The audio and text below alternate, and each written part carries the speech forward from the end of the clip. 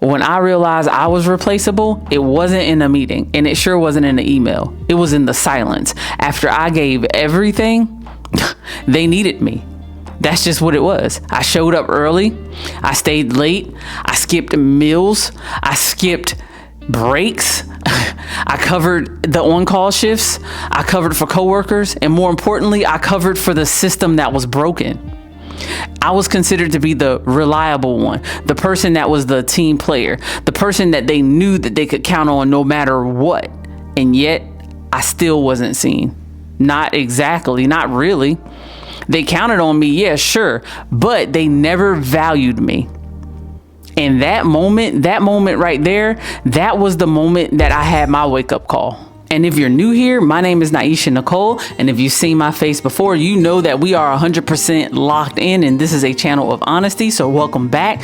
So let's talk about high functioning, emotionally available, do it all women. The one who doesn't wait to be asked to do something. She just knows what needs to be done and she does it. She does it effortlessly. She does it silently, and she's reliable. She holds the entire system, no matter where she works. She holds the entire system together, whether it's at work, whether it's at home, whether it's in life, and she rarely gets credit for it. Let's talk about her, because her is me. As a cardiac nurse practitioner, I was the one that they always turned to. It did not matter. It was always, well, Naisha should have the answer. Go ask her. When someone needed to admit a patient, my phone would buzz because they were asking me to put in admission orders. I was there. I did it effortlessly, willingly. If someone needed help precepting, like my manager would ask me to precept the new people, fine. I was there because I'm huge on precepting people, because I want people to learn. I'm big on that. If someone needed to have a shift covered, I was the person that they asked, at least at first. And if I could do it, I would willingly do it. But here's the thing that nobody tells you, and I'm going to tell you because this is a channel of honesty, so I'm going to keep it real. When you are always available, people stop seeing your presence as being valuable. It's the truth. They start seeing it as an expectation. That's what they do. They expect for you to do this. They expect for you to be there. You basically become the background. It's the truth. Not because you're not incredible, but because your constant giving becomes a bare minimum for them. And the thing about it is it's always quiet. Most of the time, the way that it happens, there is no big announcement. You know, it's just a slow erosion of gratitude and of respect that happens. And then what happens is one day you'll realize that, and you'll notice that you're overperforming for people who wouldn't even notice if you stopped. I literally just had a realization of that when I left my job. I realized that I was overperforming for people that didn't even care. They didn't care. And here's the thing. I want to make sure I say this very, very, very clear. If you feel unseen at work, it's not because you're doing something wrong. If you feel unseen at work, it has nothing to do with you doing something wrong. It's because somewhere along the way, and you're going to have to do like mental gymnastics to go back and figure it out, right? But it's because somewhere along the way, you were taught that being needed was the same as being valued, but they're not the same. Like I had one physician, we were eating on the rare time that I did get to eat lunch, ask me, well, what is it? What is it, Naisha? Like, what could we do to get you to stay? Like, I don't understand. And the thing that prompted me to make this video is my response to him. In that moment, I said, you know, there's a difference between being needed and being valued. I know you guys need me because you've made it clear. But just because you need someone doesn't mean that you value them. They're not the same. Here's what I learned the hard way. Being dependable doesn't mean that they'll fight for you. No one actually fought for me. Everyone was sad that I left. Some people tried to get me to stay, but no one actually went to the table and said, we're not letting her leave. Being liked, it doesn't mean that they'll protect your boundaries. Just because actually it could be the opposite. Because they like you so much, it gives them permission to, willingly break whatever boundary you decide to set. And being the go-to person, here's the thing about being the go-to person. It doesn't mean that you're going to be, promoted or supported or even respected. Being the go-to person is a trap. It's a trap. I'm going to call it what it is. The more capable you are, your reward for being capable is more work. That's what it is. The more you're able to do, the more work they'll give you to do. The more you overperform, the more they're going to give you to continue to overperform, because that's what they want.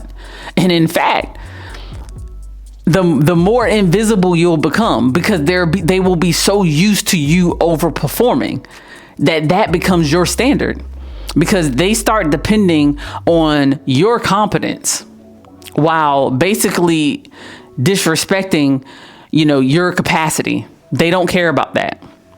And if that is something that basically resonates with you right now, if you know that that's happening to you right now, I want you to answer this question. I want you to answer this question in the comments for me. Have you ever felt like your loyalty was being used against you? Have you? Because I know that I did. Again, I keep saying this. I've been with this company for 19 years. My mother retired after 30 years with this company. So my loyalty to them was at an all-time high. And I passed up on numerous opportunities to go elsewhere because of my loyalty. Now, I'm not saying that it's their fault that I passed up on those opportunities. Ultimately, that decision lies with me. But I can say that my loyalty played a part. So I want you to drop a heart, first of all, if this resonates with you. And secondly, I want you to answer the question. Have you noticed that your loyalty was being used against you? And it doesn't have to be in the workplace. It can be in life. Just let me know in the comments, because I can tell you, like I said, mine was too. And you're not crazy for noticing it. I don't want anybody to, when you come to this channel, I don't want you to think that you're crazy, because we talk about real things. The thing about it is now you're just waking up. That's it. And I can just tell you what changed everything for me. And everybody's different. So this is just what happened. I stopped waiting for someone else to validate my worth. So for so long, I feel like I was waiting for them to validate my worth, but I just stopped. And for me, that looked like saying no, especially when they asked me to pick up, because they always did. No, I'm not available. No, I'm not available. And even when it got uncomfortable, I continued to say no, because it will get uncomfortable. I left work on time. I did not care if the building was about to burn down. When it was time for me to leave, I was walking out of work. The only way that I stayed is if I was dealing with a patient that required me to be there. Otherwise, I left on time, even if others stayed. I stopped answering text messages and phone calls after hours. I stopped. And that was hard because, again, you don't want to affect patient outcomes by doing that. But I did what was necessary. I started taking my time off. And that's a huge thing. It boils me when people don't take their time off. What are you saving it for? Take your time off and don't apologize for it. Because at the end of the day, if something happens to you, they will replace you at a drop of a dime. They don't care. And the last thing I started doing was resisting the urge to over-explain. When I didn't want to pick up a shift, no, I'm not available. And I just left it at that. Don't ask me no more questions. I'm not available. And most importantly, I stopped asking to be seen. And that to me was the writing on the wall. I didn't want to be seen. I started making moves quietly. And that's what you have to do. Again, check out that video that I did on the exit plan, because it's going to help you. I promise you, because that's going to prepare you to start making your moves silently. Sometimes you have to move a little different, and that's okay. Because listen, you teach people how to treat you. What you allow is what they will do. It doesn't matter whether it's your friend, whether it's your family, whether it's your kids, whether it's your spouse. You tell people how to treat you. And if you tell them that this is what you're okay with accepting, they're going to keep doing it. When you overextend, they expect for you to continue to do it.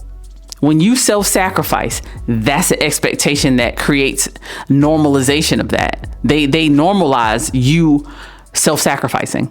But when you start setting boundaries, it shifts the energy in the air, and it shifts the energy of the whole entire room.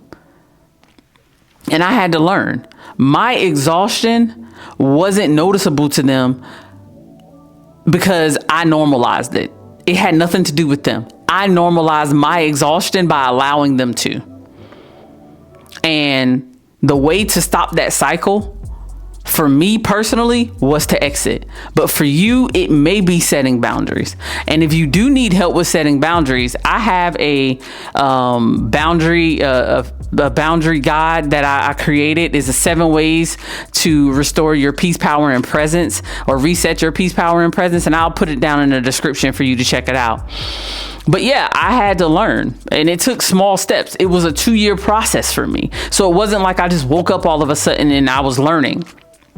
So if you start to feel that gap, that tension, and you'll feel it, of how much you give and how little you get back, if you start noticing that scale becomes like unbalanced, tipped one way or the other, that's not burnout. It's not. That's betrayal. And you need to leave whatever that situation is. You being loyal in a system that was never built to honor you and to honor your wholeness, once you realize that, and if you choose to stay, it's nothing that anybody, that's you being in a delusion. Because the system is not meant for you to thrive. It's not. Unless you built the system, it's not meant for you to thrive. Even if you've been the backbone, even the place will treat you like an extra in a movie. That's just what it is. But honestly, your gifts, your care, your energy is not infinite. It's not. And you don't need to prove your worth to anybody. You don't need to deplete yourself in order to prove your worth. So consider this your permission slip. You don't need to be available all the time to be valuable. You don't. You don't need to be silent at work in order to feel safe. No. And you don't need to burn yourself out in order to feel like you belong. No. In the very moment that you start treating yourself like you matter, that will be the moment that other people have no choice but to start doing the same or fall away. So let them. Who cares? Let them. So I want to leave you with this. You are not replaceable. I don't care what the situation is. You are one of you. I want to ask you something in the comments. What's one boundary that you're going to be setting this week?